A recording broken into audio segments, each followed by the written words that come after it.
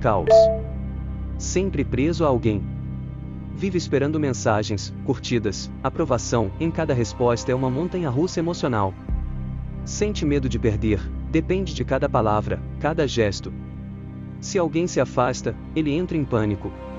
A vida dele gira em torno do outro, e ele esquece de si mesmo.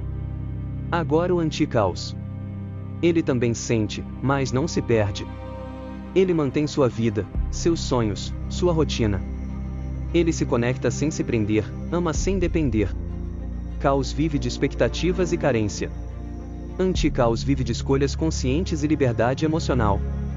Caos se sufoca, anti-caos se expande. Um se perde, o outro se encontra. Apego emocional te prende ao passado ou ao outro. Liberdade emocional te dá poder sobre você mesmo. Você escolhe ser caos ou anti-caos?